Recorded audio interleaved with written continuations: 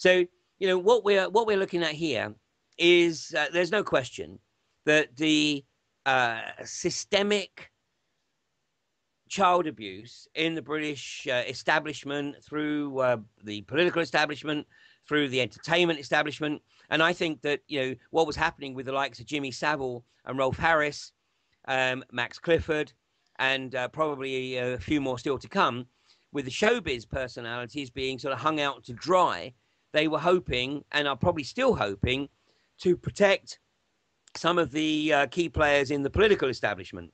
You know, there's a guy by the name of Ben Fellows who has given statements under oath that he was sexually harassed and abused by Kenneth Clarke, who's just stood down from Parliament and out of office yesterday, I believe, as well.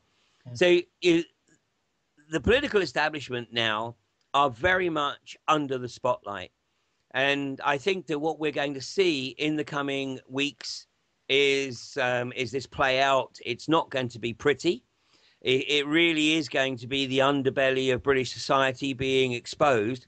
As for it not being discussed in Australia, well, you know, there may be a number of reasons for that.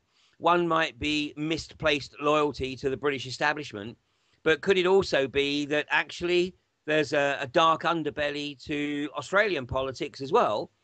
And they're hoping that by not reporting on it, they can actually keep the attention away from themselves. I'm not suggesting that that is the case, but, you know, when there is deliberate effort to suppress something as significant as this, one actually has to ask the questions why.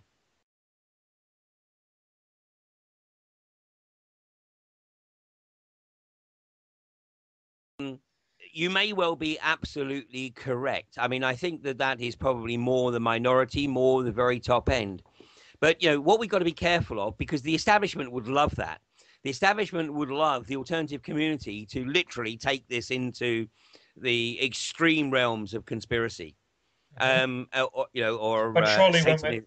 But surely when we're looking at when we are looking at Jersey Island and you know what has been happening in revealed in more and more in Broadmoor, that there's certain lines of, I mean, at least perhaps the murder, torture, necrophilia aspect sort of really raising its head there.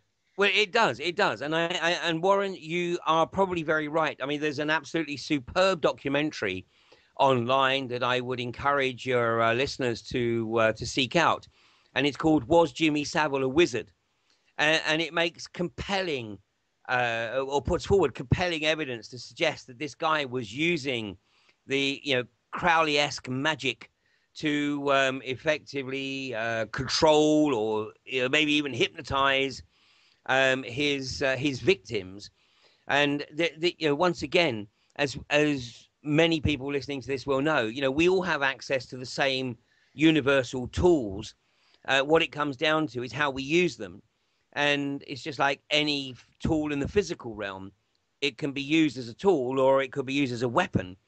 And there is no question that, you know, those who have participated in these practices are using tools that are available to each and every one of us, but they've used them for self-gratification. It's service to self versus service to others. So I think that, you know, this is probably something that is going to unfold in the coming weeks and months. But I think we've got to be careful not to push it too far, because, you know, we've now got a case where the British public can no longer dismiss this as conspiracy. It is fact. Mm-hmm. Absolute fact. And now what we've got to do is keep pushing, keep nudging this. You know, the role of the alternative media is keep taking them to the next step. So we may know what's at the on the top landing, but the vast majority of the people in the general public don't. And what's on the top landing may be just too much for them to take right now. So what we've got to do, what the role of the alternative media right now, is to keep pushing the mainstream and keep saying, okay, you know, you've got this far. Now what's on the next step? What's the next stage of this? And then when we got them to that step, take them again to the next step, so that you may well be very right that once we uncover, you know, the occult belief system that these guys were utilizing, you know, like creating the adrenaline rush in their victims, and then in some cases certainly killing the victims and drinking the blood because of the power that is supposedly gained by drinking the blood of a freshly killed victim who went through massive fear before the final moment, and then benefiting from the adrenaline that was pushed into the bloodstream. I mean, I think that you know, we are going to certainly at some point in the not too distant future be having that kind of discussion in the mainstream. What's also interesting, by the way, is that new legislation is being rushed through to provide a wall of privacy around the royal family. Because, you know, as I said earlier, the relationship between the honours list and the sex offenders register is now looking a little bit too coincidental for comfort.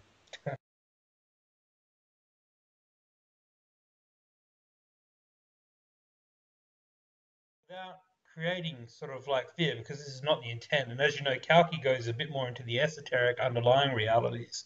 It's more that, you know, in terms of when you hear the terms a black lodge or a dark lodge, you know, it's an aspect of the world ego serving those perfidious energies and intelligences that in essence keep the collective in a state of involution by serving their miscreant and self-serving powers, so to speak.